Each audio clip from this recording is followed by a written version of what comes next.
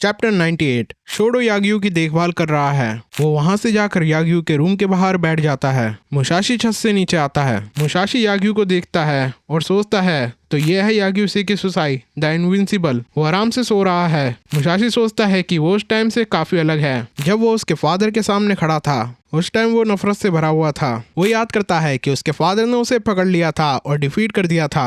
उसका father Musashi से पूछता है कि वो कौन है। मुसाशी अपने फादर को इनविंसिबल कहता है। मुसाशी याग्यू के पास स्वॉर्ड निकाल के खड़ा है। मुसाशी सोचता है कि इनविंसिबल सो रहा है। तभी वो नोटिस करता है कि याग्यू के पास कुछ वेपन है। मुसाशी उसके ऊपर से कपड़ा हटाता है। मुसाशी को पता चलता है कि याग्यू के पास एक बैक स्क्रैचर है जिससे वो अपना प्राइवेट पार्ट स्क्रैच कर रहा है। मुसाशी सोचता है कि वो याग्यू को जान से मारने ही वाला था। तभी मुसाशी नोटिस करता है याग्यू का बैक स्क्रैचर मुसाशी के स्वॉर्ड से लिपटा हुआ है। याग्यू फिर से बैक स्क्रैचर से अपना प्राइवेट पार्ट स्क्रैच करता है। चैप्टर 99। मुसाशी सोचता है कि ये था क्या ये कोइंसिडेंस था। जरा याग्यू को तो देखो, वो बिल्कुल अलर्ट नहीं है, वो कुछ भी नहीं कह सकता। तभी मुसाशी नोटिस करता है कि याग्यू का बैक स्क्रैचर फिर से मुसाशी के स्वॉर्ड के यहाँ है। मुसाशी सोचता है कि उसने एक मसल भी मूव नहीं की है। क्या याग्यू ने उसकी ब्लड थ्रस्ट सेंस कर ली है। याग्यू का बैक स्क्रैचर फिर से मुसाशी के स्वॉर्ड से हट जाता है। मुसाशी सोचता है कि ये कोई टाइम नहीं है सोने का। याग्यू अपना दिखावा करना बंद करो। मुसाशी अपनी स्वॉर्ड चलाते हुए कहता है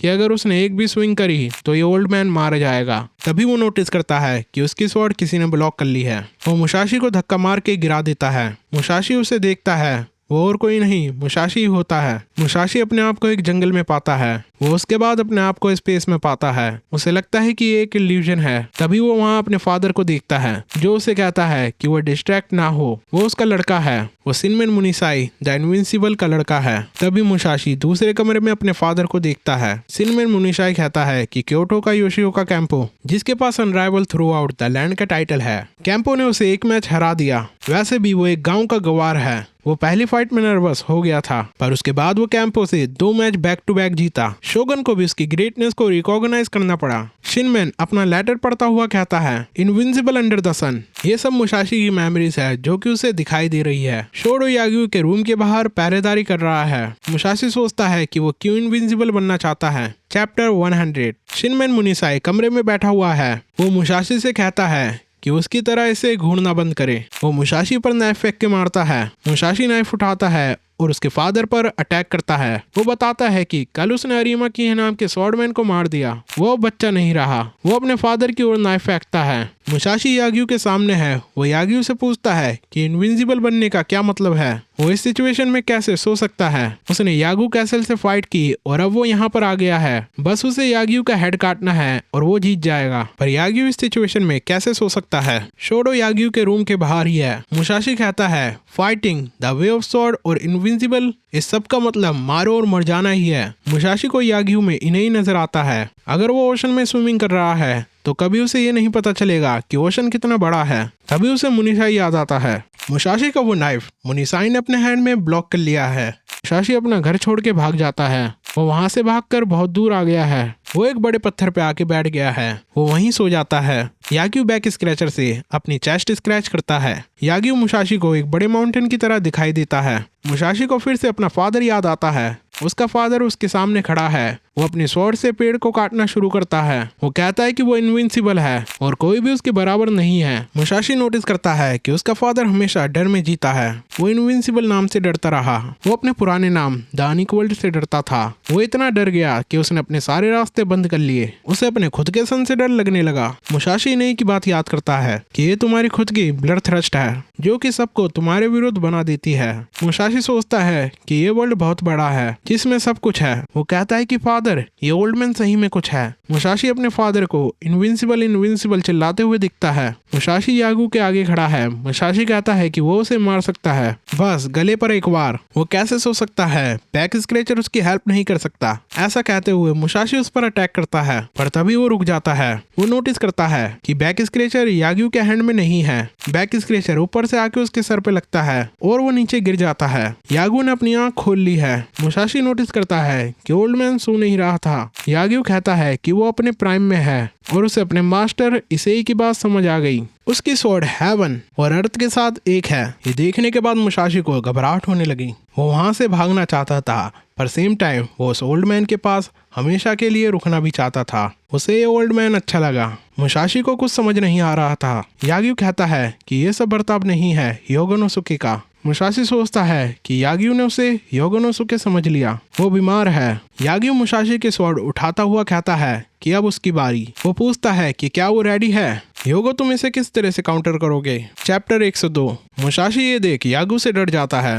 वो रूम की दीवार से जा लगता है, जिसकी आवाज चारों सीनियर डिसाइपल भी सुन लेते हैं। अब याग्यू भी होश में आ गया है। वो मुसाशी से पूछता है कि वो कौन है। मुसाशी उसका झुककर सम्मान करता है। मुसाशी कहता है कि 4 साल होने को आ गया है जब से उसने विलेज छोड़ा है, और वो इन 4 सालों में उसने कई स्ट्रॉन्ग फाइटर से फाइट की है और उसे लग रहा था कि वो स्ट्रॉन्ग हो रहा है, पर इनविंसिबल याग्यू सेकी सोसाई के सामने वो कुछ नहीं है।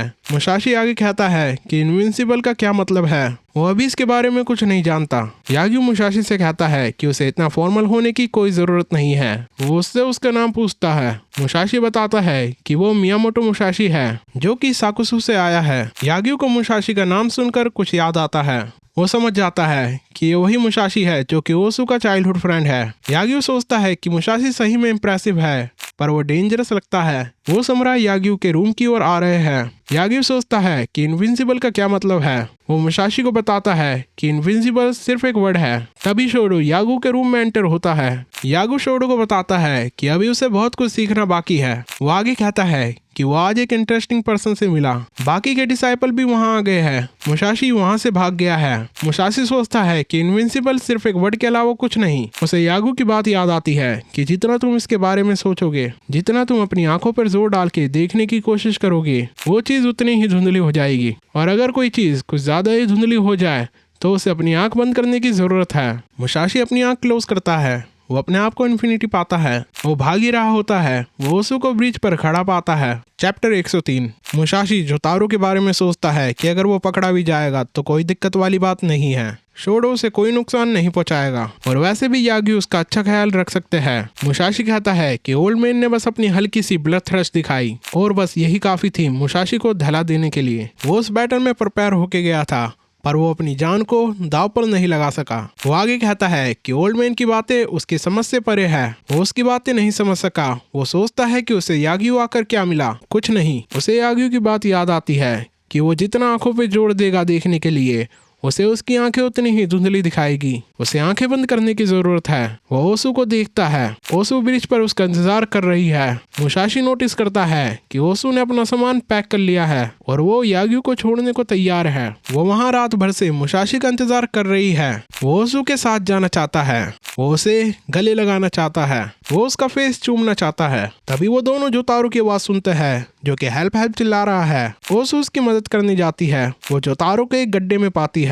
वो उसे वहां से बाहर निकालती है। मुसाशी ब्रिज की ओर जाता है। वो सोचता है कि उसे पता नहीं क्या सोच रहा है। ओसु का उसके साथ रहना सेफ नहीं होगा। मुसाशी जानता है कि वो कभी भी मर सकता है। वो जोतारो के बारे में भी यही सोचता है। मुसाशी सोचता है कि याग्यू क्लैन जेनरस और काइंड है। वो उन्हें यहीं छोड़ के जाने की सोचता है। नेक्स्ट सीन में ह्योगोनोसुके को दिखाया जाता है, जो कि एक वुमन के संग सेक्स कर रहा है। वो नोटिस करता है कि सुबह हो गई है। वो याग्यू कैसल की ओर जा रहा है और उसे रास्ते में मुसाशी आते हुए दिखता है। उसका हॉर्स मुसाशी को नोटिस करके एकदम रुक जाता है। ह्योगोनोसुके और मुसाशी एक दूसरे को देखते हैं। चैप्टर 104। ह्योगोनोसुके अपने घोड़े को संभालता है।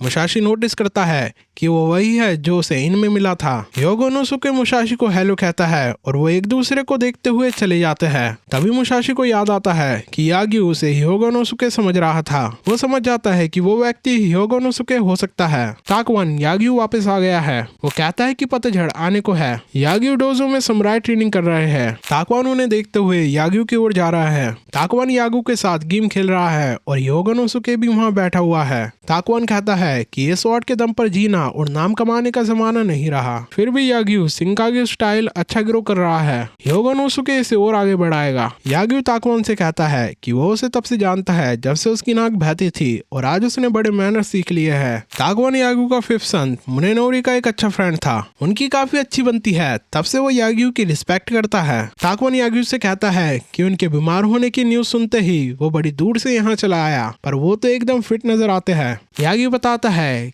कि वो एक इंटरेस्टिंग व्यक्ति से मिला। वो आगे कहता है कि जब वो बेड पर था तो वो व्यक्ति उसकी ओर स्वॉर्ड लेके खड़ा था। ह्योगोनोसुके ये सुनकर चौंक जाता है। ताकुआन कहता है कि ह्योगोनोसुके को इसके बारे में कुछ नहीं पता। याग्यू बताता है कि वो अकेले कैसल में आया था और उसके डिसाइपल के डिफेंस को तोड़ते हुए वो उसके रूम तक आ गया और उस दौरान ह्योगोनोसुके वुमन के साथ मजे ले रहा था। ह्योगोनोसुके ये सुनकर चौंक जाता है। याग्यू ह्योगोनोसुके को अलर्ट रहने की कहता है। वो पूछता है कि वो व्यक्ति कौन था। याग्यू कहता है कि पहले तो उसे लगा कि वो खुद को ही सपने में देख रहा है, पर बाद में उसे पता चला कि उसने उस व्यक्ति की सोल को सपने में देखा। याग्यू ताकुआन को उसका नाम बताता है। ताकुआन मुसाशी का नाम सुनकर हैरान हो जाता है। याग्यू कहता है तो ताकुआन उसे जानता है। अभी वो एक वाइल्ड बीस्ट की तरह है, पर उस बीस्ट ने याग्यू को उसकी जवानी के दिन याद दिला दिए और उसी के कारण ओसु भी चली गई। ताकुआन सोचता है कि मुसाशी बिल्कुल नहीं बदला। वो जहाँ भी जाता है गड़बड़ ही खड़ी करता है। ह्योगोनोसुके सोचता है कि मुसाशी वही व्यक्ति है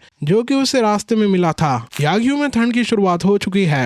ह्योगोनोसुके भी वहां से अपनी जर्नी पर निकल गया है। कुछ देर बाद ताकुआन भी याग्यू से निकल गया। जब ताकुआन याग्यू में रुका हुआ था तो उसे एक फेमस टेंपल के एबट की पोजीशन दी गई थी, पर ताकुआन ने ऑफर डिक्लाइन कर दिया और अपनी मॉन्क की जर्नी कंटिन्यू रखी। याग्यू कहता है कि उसे ठीक नहीं लग रहा कि ओसु ने उसे छोड़ दिया है। वो ताकुआन को बताता है कि ओसु ये लेटर छोड़ के गई थी जिसमें उसने ताकुआन के बारे में भी लिखा है। उसकी लैंग्वेज तो ज्यादा खास नहीं है, पर उसने जो भी लिखा है अपने दिल से लिखा है। ताकुआन ओसु का लेटर पढ़ता है। ओसु लिखती है कि लॉर्ड याग्यू, मुझे आशा है कि आप मुझे अनुमति देंगे कि मैं आपको अपना ग्रैंडा समझूं, और अगर आप अनुमति नहीं देंगे तो आप मेरे दिल में हमेशा एज अ ग्रैंडा ही रहोगे। शोडो डिबूची और कैसल और विलेज में हर कोई और यहाँ तक कि वैली के लोग भी ऐसे रहते थे कि मानो कि एक बड़ी फैमिली हो जिसके बीच में याग्यू और ह्योगोनोसुके रहते हैं। आपने मुझे एक फैमिली का एहसास कराया। धन्यवाद माय लॉर्ड। धन्यवाद ताकुआन। ताकुआन याग्यू से जाते आते कहता है कि वो अपना ख्याल रखे। याग्यू कहता है कि आगे कहीं उसे ओसु मिले तो उसे कहना कि याग्यू कैसल उसे हमेशा स्वीकार करेगा। ताकुआन भी वहाँ से चला जाता है। याग्यू कहता है कि वो यहाँ कई सारे फूल उगाएगा। ओसु और जोतारो मुसाशी को ढूंढ रहे हैं, पर उन्हें मुसाशी नहीं मिल रहा है। जोतारो ओसु से पूछता है कि वो तो मास्टर की बचपन की फ्रेंड है और वो इसीलिए मास्टर को ढूंढने में उसकी मदद कर रही है। ओसु हामी भरती है। जोतारो कहता है कि झूठ बोलना बंद करो। वो कहता है कि ओसु उसके मास्टर से प्यार करती है। वो आगे कहता है कि जब वो उसके मास्टर से मिलेगी तो कहेगी ओ मुसाशी और उसे किस करेगी। ओसु कहती है कि वो ये क्या कह रहा है। जोतारो कहता है कि यही तो बड़े लोग करते हैं। ओसु जोतारो को छोड़कर चली जाती है। जोतारो उसका पीछा करता है। ओसु को बताता है कि उसका मास्टर स्ट्रॉन्ग अपोनेंट्स को ढूंढ रहा है। अगर वो फेमस स्कूल और स्वॉर्डमैन के पास जाएंगे तो पक्का उसे ढूंढ लेंगे। वो पास में ही एक इन देखकर बोलता है कि चलो उन्हें वहाँ पूछना चाहिए। ओसु जोतारो से पूछती है कि क्या वो उसके मास्टर पे गुस्सा नहीं है कि उसने उसे छोड़ दिया। जोतारो कहता है कि उसके मास्टर ने उसे छोड़ा नहीं है, वो बस अलग हो गए हैं। उसे पता है कि उसके मास्टर ने उसे ढूंढा होगा, पर वो उसे कहीं नहीं मिला। उसका मास्टर 4 समुराई से एक साथ लड़ा और अंधेरा भी बहुत हो गया था और वो गड्ढे में गिर गया था। वो ओसु से कहता है कि वो कुछ भी नहीं जानती है। ओसु जोतारो से माफी मांगती है। वो कहते हैं कि उसे ऐसा नहीं पूछना चाहिए था। जोतारो कहता है कि उसके मास्टर ने उसके सिर पे हाथ रख के कहा था कि वो दोनों स्ट्रॉन्ग बनेंगे। जोतारो ये कह के रोने लगता है। ओसु उसे गले लगा के कहती है कि वो भी उसके साथ स्ट्रॉन्ग बनेगी। वो दोनों पास वाले इन में जाते हैं। उस इन में वही समुराई है जिसने मुसाशी से फाइट की थी। वो कहते हैं कि वो मियामोटो मुसाशी को जान से मार देगी। जोतारो ये सुनने के बाद कहता है कि लगता है कि वो उनके मास्टर को जल्दी ढूंढ लेंगे। चैप्टर 106। इनके समुराई कहता है कि वो मुसाशी को जिंदा नहीं छोड़ेगी। जोतारो ओसु को बताता है कि वो उसके मास्टर की बात कर रहे हैं। उनके मास्टर ने उन्हें कुत्ते की तरह मारा है। वो कभी भी उसके मास्टर को हरा नहीं पाएगी। जोतारो की बात वो समुराई सुन लेते हैं। एक समुराई कहता है कि जाने दो, वो एक बच्चा है। तभी दूसरा समुराई उसे पकड़ते हुए कहता है कि वो मुसाशी का डिसाइपल है। जोतारो कहता है कि उन्होंने सही सुना। वो उनसे पूछता है कि उनका मास्टर सही में स्ट्रॉन्ग है ना।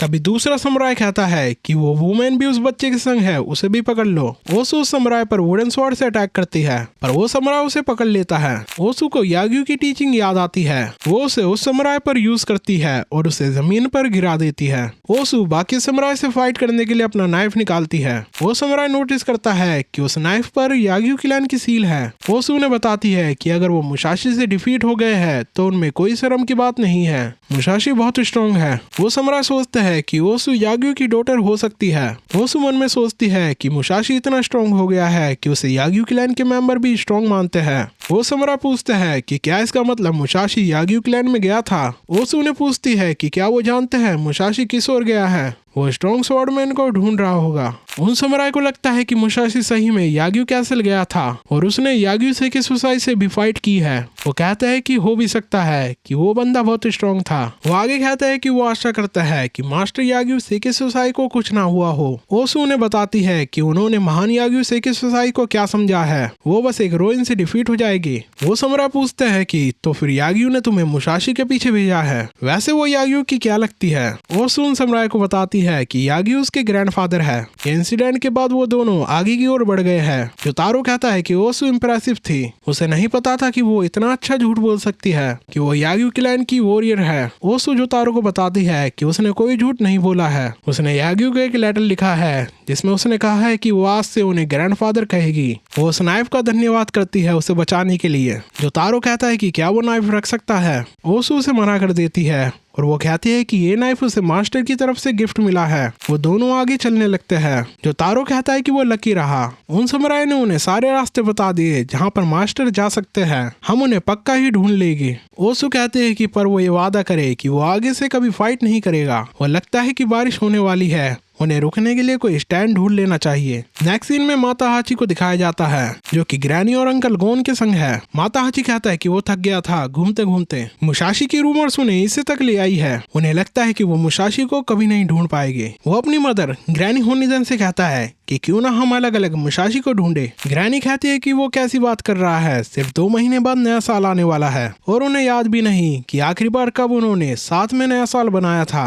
ग्रैनी टेम्पल में प्रार्थना करती है कि वो अगली बार एक साथ न्यू ईयर सेलिब्रेट करे। माता हाची सोचता है कि वो थक गया है, क्यों उसे अपनी मदर और अंकल के संग घूमना पड़ रहा है। वो अभी 21 साल का है। वो एक कोने में बैठ जाता है और कीकू को याद करने लगता है। वो कीकू के संग सेक्स करना चाहता है। ये सब अंकल गोन छुप कर देख रहे होते हैं। अंकल गोन समझ जाते हैं कि माता हाची एक्टिंग करते करते थक गया है। अंकल गोन उस दिन को याद करते हैं जब माता हाची उन्हें मिला था। अंकल गोन माता हाची और ग्रैनी होनिदन वहां से जा रहे हैं। माता हाची कहता है कि वो कोजीरो किसी दिन मुसाशी को डिफीट कर देगा, जिसे सुनकर ग्रैनी होनिदन खुश हो जाती है। ग्रैनी कहती है कि वो भी यही चाहती है, उसे उसके एनिमी को जान से मार देना चाहिए। ऐसा कहते हुए उसकी कमर में झटका आ जाता है। माता हाची ग्रैनी होनिदन को अपनी पीठ पर ले लेता है। ग्रैनी कहती है कि उसे याद भी नहीं कि लास्ट टाइम माता हाची ने उसे ऐसे कैरी किया हो। माता हाची कहता है कि वो बहुत हल्की हो गई है। अंकल गोन वो इंसिडेंट याद करते हुए सोचते हैं कि उसे मुसाशी को डिफीट करने की नहीं पड़ी। माता हाची कीकू के बारे में सोच रहा होता है। तभी अंकल गोन माता हाची को इंटरप्ट करते हैं और वो कहते हैं कि वो भले ही बुढ़े हो गए हो पर वो माता हाची को उसकी ट्रेनिंग में हेल्प कर सकते हैं। माता हाची कहता है कि उसे इसकी कोई जरूरत नहीं है। वो कहता है कि वो उन्हें हर्ट नहीं करना चाहता। जब वो स्वॉर्ड यूज करता है तो वो अपने आप को कंट्रोल नहीं कर पाता। अंकल गोन सोचता है कि उसने माता हाची को कभी प्रैक्टिस करते हुए नहीं देखा, वो इतना नाम कैसे कमा सकता है। अंकल गोन माता हाची को कहता है कि वो बिल्कुल नहीं बदला, पर उसकी रेपुटेशन कैसे बदल गई। वो ग्रैनी से कहता है कि उसके सन के प्यार ने उसको अंधा कर दिया है। उसे समझ नहीं आता कि ससाकी कोजिरो का उसके भतीजे से क्या लेना देना। माता हाची ये सुनकर डर जाता है। गोन आगे कहता है कि सारे लोग ससाकी कोजिरो की बात करते हैं, वो बहुत स्ट्रॉन्ग है, वो एक डीमन जैसा है, पर उसे यकीन नहीं होता कि उसके भतीजे माता हाची की बात कर रहे हैं। वो माता हाची से पूछता है कि वो बिना ट्रेनिंग के इतना स्ट्रॉन्ग कैसे हो गया। माता हाची वहाँ से भाग जाता है। ग्रैनी अंकल गोन पर चिल्लाने लगती है। वो गोन से कहती है कि माता हाची को ढूंढे। माता हाची वहाँ से भागकर दूर आ गया है। वो कहता है कि वो अब अकेला रहेगा, अगर वो उनके साथ रहा तो वो हमेशा माता हाची ही बना रह जाएगा। वो ससाकी कोजिरो है। वो चिल्लाता है कि वो ससाकी कोजिरो है। उस एरिया में 2 समुराई भी उसकी आवाज सुन लेते हैं।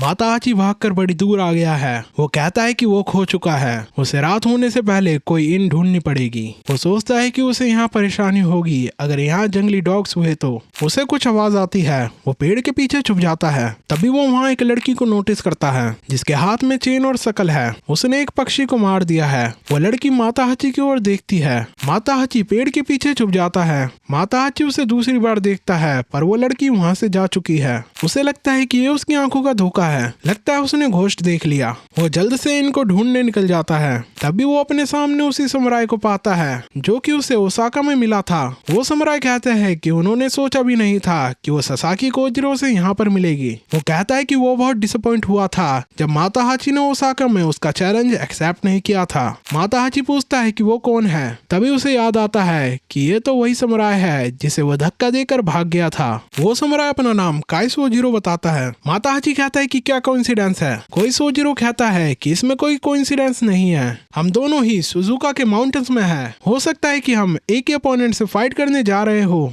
तोराजिरो द स्लोकाओ चैन और सिकल का मास्टर है। वो आगे कहता है कि कोई भी एरंड समुराई यहाँ पर नहीं आएगा। लगता है कि वो भी तोराजिरो से फाइट करने यहाँ पर आया है। माता हाची कहता है कि काई सोजिरो सही कह रहा है, वो ससाकी कोजिरो है जो कि तोराजिरो के चैन और सिकल को चैलेंज करने यहाँ आया है। काई सोजिरो कहता है कि उसने एक गलती कर दी, उसके पीछे खड़े व्यक्ति का नाम तोराजिरो है। चैन और सिकल के मास्टर का नाम शिशिडो बाइकेन है। वो माता हाची की ओर देखते हुए कहता है कि उसने क्या कहा, ससाकी कोजिरो और या फिर एक बहरूपिया। काई सोजिरो माता हाची को अपनी स्वॉर्ड निकालने को कहता है। धीरे धीरे दिन ढल रहा है। मुसाशी भी इसी में आ गया है। वो हॉर्स पर बैठा हुआ है और उसके संग एक ओल्ड वुमेन है। वो मुसाशी को बताती है कि यहाँ बहुत से स्वॉर्ड्समैन है। वो उसे बताती है कि बहुत टाइम पहले किताबाताके तोमोनोरी इसे पर रूल किया करता था। वो एक मास्टर स्वॉर्ड्समैन था जिन्होंने सुकाहारा बोकुडेन को सिखाया था। वो सैरा में योशिओका कैंपो और याग्युसेकी सुसाई जाने माने मार्शल आर्टिस्ट थे और पूर्वी एरिया में कामिजुमी और सुकाहारा बोकुडेन तो सुप्रीम मास्टर थे। हालांकि बोकुडेन का कोई सन इतना टैलेंटेड नहीं था कि उसकी टेक्निक का सक्सेसर बन सके, इसलिए बोकुडेन स्टाइल अपने होमलैंड में नहीं पनपा। पर किताबाताके तोमोनोरी ने बोकुडेन स्टाइल को इनहेरिट किया और यहाँ पर कई समुराई को सिखाया। मुसाशी उसकी बात में हामी भरता है। वो ओल्ड वुमन सोचती है कि मुसाशी को ठंड लग रही होगी। उसने ज्यादा कुछ पहन भी नहीं रखा है और जो भी उसके पास है फटा हुआ है और कोई भी इतनी खराब हैट को पहनने की कोशिश नहीं करेगा। और उसके बाल तो ऐसे हो रहे हैं जैसे कि वो कभी नहाया ही नहीं हो। अंधेरा होने की वजह से वो ये भी नहीं बता सकती कि उसकी शक्ल डार्क है और या फिर उसके चेहरे पर मिट्टी है। वो ओल्ड वुमन सोचती है कि क्या उसे उसके पैसे मिलेंगे भी या नहीं। वो आगे पूछती है कि क्या वो ऊजिस विलेज की ओर जा रहा है। मुसाशी उसकी बात में हामी भरता है। ओल्ड वुमन पूछती है कि वो वहाँ इतनी दूर एरिया में क्यों जा रहा है। मुसाशी उससे पूछता है कि क्या उसने चेन और सिकल के बारे में सुना है। वो किसी स्ट्रॉन्ग व्यक्ति से मिलने जा रहा है